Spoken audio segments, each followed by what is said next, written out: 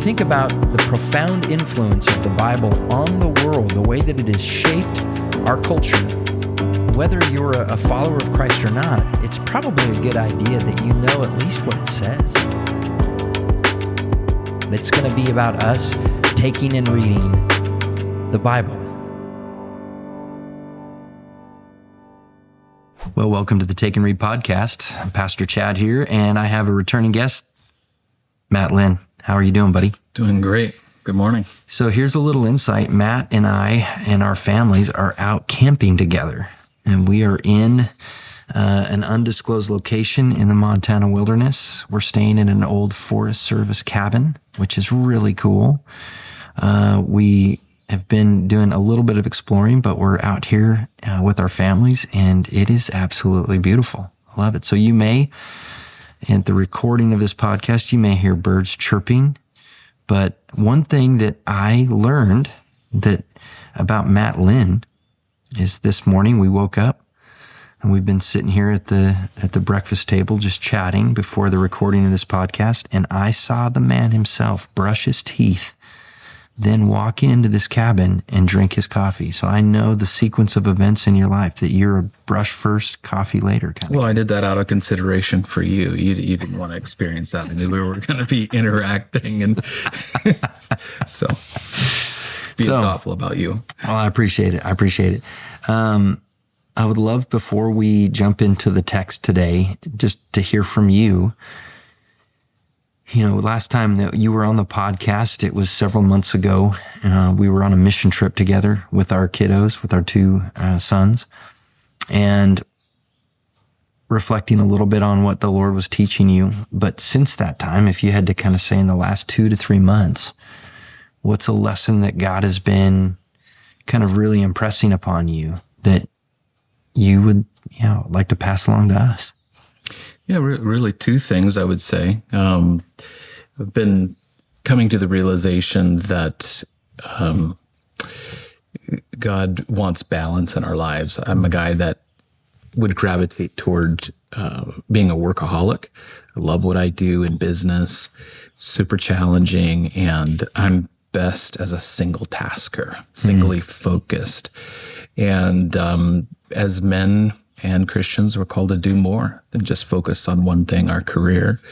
And so starting to focus more on being a better father, having more fun mixed in with work. So those are things that we're working on, or I'm working on. And on top of that, related to being a better father, I'm trying to challenge my family to really use Philippians 4:8, where it talks about your mind and the things that you think about, for that to guide our family. When you say a single task, so you identify work, like that's almost like a lane of thought and focus and commitment that you're really good at just drilling in on that one thing. How does God kind of tap you on the shoulder and say, "Hey, Matt, you're really good here. I need you to give some attention to this lane of focus, or this lane." And what are those other lanes? I mean, you alluded to a few of them, but how does he get your attention? Usually through my wife, Alicia. Hey, what about this? What about that? And I think that's a wonderful thing, really. She's very complimentary to me. But you're just reading God's word. And I think I mentioned in the last podcast that I was in that I'm very good with small segments of scripture. And so those little things and taking those things and implementing them, God speaks to me through his word. Amen. And through people around me. I think I'm a pretty good listener, and I try to listen for understanding and try to absorb what other people are experiencing and help that, have that kind of shape my continual improvement. Would you say that when you kind of get that redirect, or God says, okay, now you've got your head down and you're focusing on this one thing, and now he kind of wants you to lift your head up and see a few other things. When you have that do you tend to then just jump into another lane, being that singular focus? So if it's like family, now you just become laser focused on that, or do you see yourself able to see different lanes and not have that singular focus, but maybe a little bit more of a global focus? Yeah, it's just a continual awareness. I mean, it takes work all the time for me because I'll naturally gravitate toward the work side of things. And so it'll reset. I'll have a broader focus on things outside of work. And then I'll gravitate back towards that singular focus. Yeah. And you probably know this, but I don't think you're alone in that. I don't think that is a unique Matt Linn feature. I think that's a human feature that we, in some may not get as singularly focused or drill in as much, maybe, but I think that desire to kind of be good at one particular thing and really succeed at that is probably a human urge. In fact, I think what you're articulating goes all the way back to Genesis chapter 3. I think when Adam and Eve disobey God in Genesis 3 and partake of the fruit of the tree that has been forbidden, there are consequences. And we see the consequences bear out because of their sin. And when God talks to Adam, part of the curse of his rebellion is that he will want to toil and labor in the field and work the ground and have it be fruitful, but it will be difficult. And so there's this constant desire that Adam is going to have, and all descendants of Adam, to be successful at their work. Like, I don't want to be conquered by this land. I want to conquer the land. I don't want this job to bury me. I want to bury it. I want to succeed and accomplish.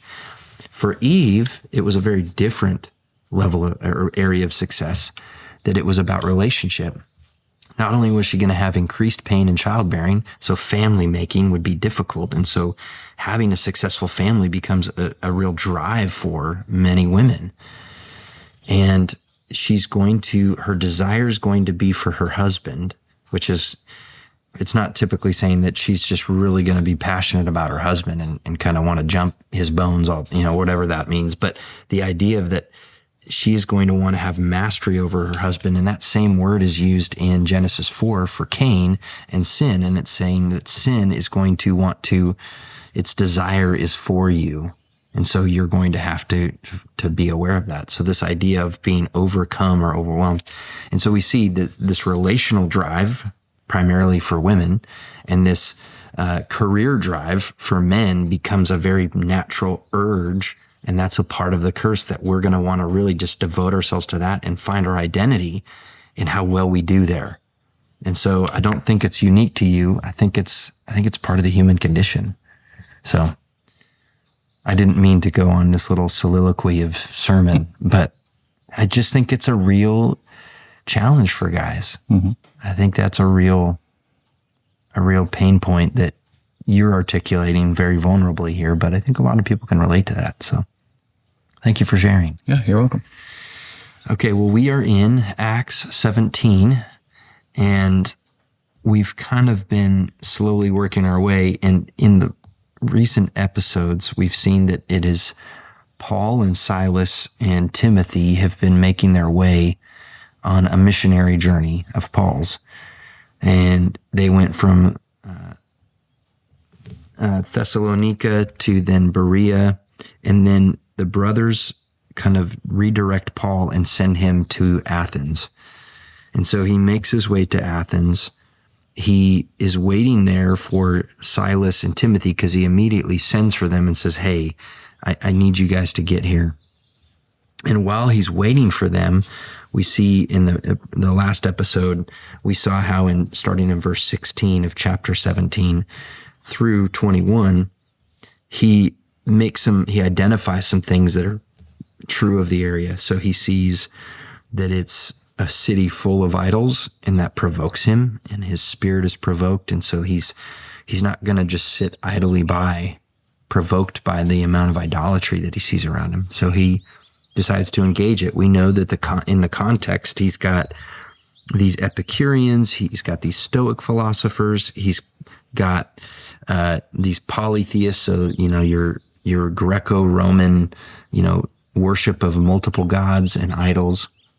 You've also got devout Greeks and Jews that worship Yahweh, but are kind of Jewish in culture and practice. So he's got this smorgasbord, right? This huge diversity of audience. And we know that in Athens at that time, it describes that people love to just hang out, talk about new ideas. It was almost kind of what we would see as a modern day college campus, where people are just hanging out and they have nothing better to do than to just chat it up and just talk about cool ideas and things. And that's what he sees. And so he gets ready to engage that. And so what we're going to read today is how he gets into it with them. He gets up and he gives a speech at the Areopagus, where he is going to then lay out the gospel of Jesus Christ. But it's interesting the way that he does it. And to help kind of you and I understand the context, that he's got Epicureans, Stoics, Greeks, Romans, devout Jews. So Epicureans, they come from Epicurus, a philosopher who thought there's no afterlife, there's no judgment. They actually were offended by the idea that our deeds today would be judged later in life or in some afterlife. So they found that to be offensive. They thought that because this life is the only life you have, the reality of pursuit for humanity, the purpose of life, the goal of human life was pleasure. But not just kind of your base passions, not sex, drug, and rock and roll. It was cheese and wine. It was the finer things in life. So Epicureans I like to think about them like this, that if you've ever watched Pixar movies, Ratatouille, like Remy, who's the rat on Ratatouille, who likes really fancy food and great flavors, that's more your Epicurean crowd. They're very fancy in pursuit of the finer pleasures, but that's the purpose of life, is to really attain the good stuff. Then you have your Stoics. These would have been, and so Epicureans were materialists. They didn't believe in supernatural, anything beyond the material world. Your Stoics were going to be individuals that thought that there was this impersonal kind of force, the logos. They believed in some supernatural element, but very impersonal, that kind of guided and directed human history a little bit and human events. And really humans had to, by way of personal self-discipline and to really kind of focus in and not be distracted by all of the finer things in life, but to really just through self-discipline and regimented living, that's how you pursue greater understanding of the Logos. And so a good way to think about Stoics is Jedis from Star Wars. Like George Lucas really took Stoicism to the next level and gave us a picture of what that was like. So Yoda would be a good example of a Stoic. Okay. Then you have your... Now, do you think of those two as opposites? As one's looking for the finer things in life and the other one is rejecting that? I think that they very much were in conflict. Okay. I think those two worldviews or ways of living were going to be in conflict on a regular basis. They're two very different ways of living, right? Then you have your Greek and your Roman polytheists, so the worship of all the pantheon of gods. So whether you're Greek or Roman, there's going to be that pantheon of gods over certain parts of life, over nature, over war, over the earth. Like it just, they believed in all these different gods, and the gods were going to be finicky, highly emotional, very volatile, and their conflicts in the heavens would then spill out into earth. And so different conflicts and things that come up, those would be manifestations of the gods, right? And then you're going to have devout Jews that are either Greek or Jewish in cultural heritage, but their religious view is that there's one God, Yahweh, and he created everything and oversees everything. And then you're going to have Paul, who comes in and says, yes, this one God sent his son, the Messiah, who is now the embodiment of God. He is the Christ. He is the God. And so one God, three persons. And so he's going to, so you see this, not only this diversity, but like you alluded to, potential conflict between these different worldviews. There's going to be some differences of how things play out. And so, yes, you have this college town where these people love to hear new ideas, but it's not without conflict and disagreement. So the interesting thing you see with Paul and what we see in this passage, he's going to step into this thing and it's almost like he's throwing a grenade. He's going to say some things that are going to confront just about everybody. It's going to offend just about every person there. But there's going to be ways that he kind of confirms some of the belief systems of some people, because we see that all truth is God's truth. So if a worldview has something about it that is true, it is actually God. It's his truth. They may have one aspect of the truth, but just it doesn't mean that their whole belief system is true. It just means they've caught on to something that is actually true and real, but it's not consistent with everything else they believe. There's an element of truth in what they believe. Yeah. I always liken it to growing up as a kid, we had a VCR. So that's like way before DVDs and certainly way before streaming videos, right? Sure. Like my kids are like, what's a DVD? Anyway, VCRs. They think what's a DVD? They know what a DVD is, but and then you throw in there, what was a laser disc? You remember laser disc? I don't. They were giant record size DVDs basically. Okay. And but now they're obsolete. Anyway, we had a VCR and it almost never, like anytime there was a power outage, the VCR would flash what? 12 all day long. Unless you went in and figured out how to like reset the clock on it, it would just flash 12. Well, that VCR was right twice a day. 2 times a day, that thing was spot on accurate. Sure. For 1 minute. So 2 minutes a day, that thing was, but the rest of the minutes, it was wrong. It's just like a broken watch, right? It's going to be right twice a day. And I think these other worldviews that's a consistent analogy that they may have a small, sliver of truth, but just wait. They'll be off base here in a little bit, right? So it would be fun as we walk through this to consider what ways who is he offending and who is he kind of affirming in their worldview as you walk through his speech, okay? You ready? Sure. All right, so we will jump into verse 22. And we are in Acts 17, 22 through the end of the chapter, which is verse 34. So Paul, standing in the midst of the Areopagus, said, "Men of Athens, I perceive that in every way you are very religious.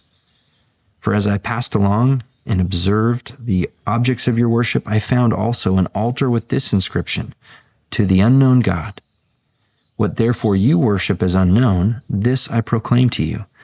The God who made the world and everything in it, being Lord of heaven and earth, does not live in temples made by man, nor is he served by human hands, as though he needed anything, since he himself gives to all mankind life and breath and everything.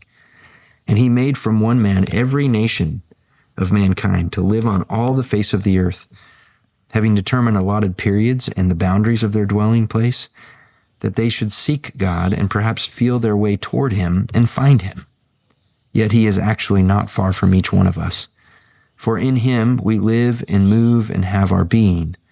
Even as some of your own poets have said, quote, 'We are indeed his offspring.' Being then God's offspring, we ought not to think that the divine being is like gold or silver or stone, an image formed by the art and imagination of man. The times of ignorance God overlooked, but now he commands all people everywhere to repent, because he has fixed a day on which he will judge the world in righteousness by a man whom he has appointed. And of this he has given us assurance to all by raising him from the dead." Now when they heard of the resurrection of the dead, some mocked, but others said, "We will hear you again about this." So Paul went out from their midst, but some men joined him and believed, among whom were also Dionysius the Areopagite, and a woman named Damaris and others with them. All right. So he jumps in and he preaches the gospel. And I think it's interesting to note that prior to this, he was in Athens, and it says that he was in Athens for 3 Sabbath days preaching in the Sabbath or in the synagogues, right? So you've got, in one sense, Paul goes to the synagogue and he argues from the scriptures why Jesus is the Messiah for 3 weeks in a row. But then we also see that he goes to the Areopagus, the marketplace of ideas, and he preaches the gospel. He doesn't change the content of the gospel. Jesus is the Christ, proven by his resurrection. But he'll change his approach. He'll contextualize the gospel depending on who he's talking to. He's not going to go to the Areopagus and then quote scripture, because nobody at the Areopagus would affirm that that has any authority or it's valid or true. But when he's in the synagogue, he'll quote from the Old Testament and he'll show and argue from the scriptures. But when he goes to the Areopagus, notice he quotes their own poets. I think that's just an amazing example for us, that depending on where we're at and who we're with, thinking about how we approach the gospel with them is a big deal. Mm-hmm. What are some things you notice here that stand out in terms of some of the other worldviews or religions that are represented, maybe ways in which he's either confronting them or he's confirming some things for them? Anything you see? Well, I think it's interesting, just like you said, how he recognizes their beliefs. Hey, here's my observations. Mm-hmm. I hear you, which is a great example of how we should be in our world, is not just charging in with the truth that we know out of the Bible, but really hearing where people are at so we can frame the discussion around and sharing the actual truth of the Bible with folks. So I see him recognizing that in the first part of the passage. Yeah, in verse 22, he says, "Men of Athens, I perceive in every way you are very religious." I don't think he's being sarcastic there. I think, like you have alluded to, I think he's saying, hey, you're a very devout people. I walked around, you've got altars everywhere, you're worshiping, you're sacrificing. Like, I think I don't think he's affirming the idolatry, but I think he's recognizing that they have a desire to worship. They're very devout in their worship. And to some degree, that's a good thing. That's a right urge. Like, we are designed to worship. We're worship beings. We love to give our attention, our allegiance. They were clearly sacrificing, but it's almost like he's saying, I passed along and observed the objects of your worship. I found also an altar with the inscription to the unknown God. So since you are so devout and you want to get this thing right, let me tell you about truth for a minute. This unknown God, let me tell you about the God that you don't even know. And so then he proceeds. So I think there is that confirmation piece where he's not just charging in and just beating them over the head, but he's recognizing there's something right about them. So there's some confirmation there. This reminds me so much of Hinduism. When I traveled to India and met a lot of the people there on a missions trip, Hinduism is the dominant religion there. And I found it interesting that Hinduism has thousands of gods. You can choose who yours is. And it was interesting to recognize that with those people, but then be able to share the difference of the one true God who would actually give his son to die for your sins so that you can have restored relationship with him. Yeah. I just think so much about Hinduism and the things that you're talking about, and that's in this passage. Because the religion and the devotion and the worship was so public and prevalent, it was everywhere, right? Mm-hmm. Yeah. I think in the United States, because of the prevalence of atheism, especially within the modern school system, and the way in which there's a separation between your religious beliefs and government service, it just permeates our nation to where religion, and often places it's privatized or keep it to yourself. But in India, it's a very out there public expression and demonstration. It's everywhere. Yeah, and I think you're right to see that correlation here. That it was a very public and present and not so private experience in Athens at that time. As he goes through this, and he's presenting, right? He's giving this speech. He's standing up and addressing these folks that are gathered. Are there points in which he's very obviously offending some that are present? Like, do you see any, when he says, the God who made the world and everything in it, like right from the beginning, he's offending people. Yeah, and I think that actually the first way that he offends them is their unknown God. And he's demonstrating you can know God. Yeah. And so he's really hitting them with that truth, which is very different from what you're seeing there. Yeah. In the passage. Yeah, because the Stoics would reject the idea that God or the divine is somehow personable and can be known, first of all. The polytheists in the group are going to be going, you're saying the God who made the world, so one God made everything? It says the one God who made the world and everything in it, being Lord of heaven and earth, does not live in temples made by man. So right now he's offending Stoics. He's offending Epicureans who don't believe in the divine. And he's offending any Romans and Greeks that are there that are suggesting that somehow multiple gods, like one God created the earth, the other God created the skies, one God created the water, one God created the animals. Like, he's blowing all that up. So in his first opening statement, I see the unknown God. Let me make him known to you. It's like, who are you, buddy? The one God. Yeah. And so, yeah, it seems like he's not intentionally trying to offend, but he's trying to represent truth. And so it's going to be offensive. Truth is when you believe in the false and you hear someone declare truth, that's going to offend you. And in our day and age, that's like the highest ideal ever, is don't offend anybody. And here he is not only willing to offend, but he's going to offend everyone who's present, including the Jews, the devout Jews that'll be present, because he's going to declare Jesus Christ as the Messiah, prophesied from of old and demonstrated to be valid by his resurrection.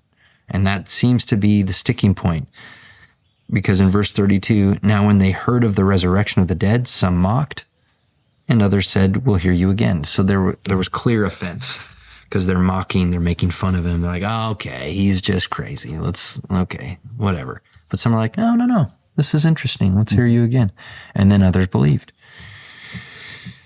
And maybe that's a good capture of maybe the ways in which people will respond to the gospel when it's proclaimed. Some will mock, and that means that there's some offense or fear or something they don't believe. There's others that go, this is interesting, and are now, their curiosity has been piqued. And then there's others that will believe and go, I'm in. I totally believe what you've just said. That is reality. I'm in. What are some other ways in which you see Paul kind of poking at people here? Well, this concept of one God, and it also it gives the idea that this God does not necessarily need man. In verse 25, where it says, nor is he worshipped with men's hands as though he needed anything, since he gives to all life, breath, and all things. So this is a massive reset for these guys. This one God that created everyone. So I think he's, like you've mentioned, just kind of slapping them in the face with that. Yeah, it's hard to soften that kind of reset. He's saying, okay, let's just back it up here. Think about this. The Lord, if he is God and he created everything, and he's the one that gives you life and breath and everything on the earth, You somehow think that he needs you to then take what he's made and given to you and then give it back to him. Like he's like, come on, guys. Like he's like breaking it down. Super simple. Let's just walk through this. Let's engineer this a little bit. And then he starts to quote from their own literature, their own poets. My footnote says here that first quote, "In him we live and move and have our being," in verse 28 comes from Epimenides of Crete, who was a poet, philosopher at that time. And then the second one in verse 28, "For we are indeed his offspring," in my footnote gives that to Aratus's poem, "The Phenomena." And so he's grabbing from these poets and philosophers using some of their own text to indicate these are things that have been said among you, that are believed in and promoted among you, that it's in him, this God, that we live and move and have our being, and we are from him. And he uses that to make this rational argument that therefore, if we're God's offspring, if we're from him, and we're not made of gold and silver, we ought not think that he is somehow gold and silver and that making statues of gold and silver somehow represents him. But if we're from him, then he's probably more like us than the gold statues. Mm-hmm. And so to think that he is formed out of gold, silver, or stone, an image formed by the art and imagination of man. So he's really trying to help them see, I guess, the illogical nature of their worship, that it's not consistent even with some of their own teaching. And then he transitions, verse 30. He's like, okay, I've tried to show you who this unknown God is, that he's not made from the art and imagination of man. He's not gold, silver, or stone. He is one God that created all things. And so he makes the case. He says, like, okay, so he's really kind of taken their worldview and their religious system and shown how it is inconsistent or illogical before he presents the positive alternative. And in between that, he says, okay, the times of ignorance God overlooked. I think in the American context today, you're like, if you're talking with somebody about their belief system, and then you segue by saying, okay, so you've been ignorant up to this point. That's good. God's overlooked that because you're ignorant. That just wouldn't pretty up in your face. Yeah, that wouldn't play well. I just can't imagine. And maybe it was different or came across differently. And I don't think Paul is meaning to, and I don't think that's how it probably was communicated here, that he was somehow trying to take a shot at them, calling them ignorant. But he's indicating that there's a sense in which it's not their fault up to this point. But now that he is proclaiming truth, they're going to be liable. They weren't up until this point. They were unaware and did not know any different. But now they do know different. Mm-hmm. And so now it's on them. But now he commands all people everywhere to repent, because he has fixed a day on which he will judge the world in righteousness by a man whom he has appointed. And of this he has given assurance to all by raising him from the dead. So the assurance that Jesus Christ is the judge that will judge the living and the dead, that he has the authority and the ability to be that judge, is that he rose from the dead. And so this is Paul's call to response. This is his altar call. This is his, okay, it's time to make a decision. And in that, he is very offensive to the Epicureans, who deny any idea of judgment, afterlife, anything of that nature. And he's not going to shy away. He's not going to pull a punch. He's just going to let them have it. And then their response, which we talked about earlier, as you step back from a passage like this, Matt, and you read the way that Paul carries himself there in that day and age, what do you kind of, as a husband, a father, a businessman, a brother in Christ, what how do you live in light of what you see here today? Like, what do you see this passage and go, okay, right now, today, that this truth hits me this way. And man, it's pretty sobering. Or yeah, what comes to mind? Really two things. One, Paul had an understanding of where these people were at and what they believed. And that allowed him to frame his presentation of the gospel. The things that he said articulated what they believed and was in opposition of that. But then he had the boldness to proclaim the truth and share the gospel with them. And so those are the takeaways is understanding what people believe and how that relates to the truth of the gospel, and then having the boldness to be able to share that in truth and love. Yeah, that's good. Yeah, as I look at this passage, if I put myself just even a little bit in a Paul situation, and I put myself there in my own kind of confidence and understanding, that would be a very intimidating place. Like, he is by himself. He's still waiting for Timothy and Silas, his buddies, to show up. And he is alone in his perspective on reality. Like, he is the 100% minority as he walks into the Areopagus. And he seems undaunted. No matter whether he's the minority or not, he speaks with a level of confidence into the truth and reality of who Jesus is. And he sees all of them as misunderstanding reality and, in fact, wrong about what they believe. And he doesn't shy away from it. Like, in my own human nature, I know myself. I would probably walk into that situation and just be real quiet and rationalize it as, I'm just studying and observing, and I don't want to say anything yet. I'll wait till my buddies get here and have backup. But you can tell that is only a boldness that comes from the presence of the Holy Spirit. Paul has the Spirit of God living in him, and he is so compelled by the truth and reality and the power of Christ in him that he cannot not say something. He has to. He sees it. His spirit is provoked, and he's like, all right, I gotta say something. Because he sees his only reason for existing on planet Earth is to bear truth to the reality of Christ. He is a witness of Christ, and he can't do anything else.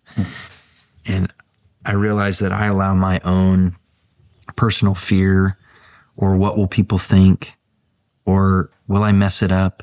Like, all of these fears that sneak in that cause me to be apprehensive that if I was in that same spot, I don't know if I would, if not for the Holy Spirit. So I look at this and go, it's not Paul that's doing this. It's the Spirit of Christ in him. So what is it in my life that I have to be more available and accessible to the Spirit of Christ to use me? And how many times do I let my own fear of man sneak in? Because I think that at the end of the day is going to be the thing that, inhibits us from being who we're supposed to be. Good stuff. Yeah. Good stuff. Any final parting words? Oh, it's a challenge to me, the takeaways that I mentioned, as well as just being guided by the Holy Spirit. Yeah. Allow him to frame our approach toward people and give us a boldness to speak the truth. Amen. Well, Matt, thanks for joining us. Thanks for taking time out of this beautiful morning in the Montana wilderness. For anybody who's listening and tuning in, you've just heard two guys who believe this to be 100% true. We believe this account of Paul in Athens is historically true, and we believe the message that he proclaimed is reality, that Jesus is the Christ, and we can have assurance of that because he rose from the dead. Believe that is a historical and actual event, not just a metaphorical reality, but this actually happened in time and space. And because he is risen from the dead, we have confidence and hope that what he accomplished on our behalf, that we have not only the ability to be with the Father, that we can now commune with God through Christ, that he speaks to us through his word that we read today, and that we have a hope and a confidence that we will be with him for all eternity. These are things that we believe to be 100% true. And want to encourage anybody out there who's listening that has not been able to take that step of faith, that continue to read God's word, allow his Spirit to reveal things. And I pray that you would come to know Jesus Christ as the only true God, and that you would be able to place your faith and trust and confidence in him, what he accomplished, knowing that he rose from the dead, and that we will have life for all eternity with him. Thank you for listening and reading. If you think that this podcast would be helpful for somebody in your life, I encourage you to share it, send it to them, send a link, a like, subscribe, do all the things that you're supposed to do with social media these days in order to help others find us. Because again, the goal is not to make much of our names, it's to make much of Christ. And I want to see more and more people taking and reading the Word of God. Thank you, and blessings.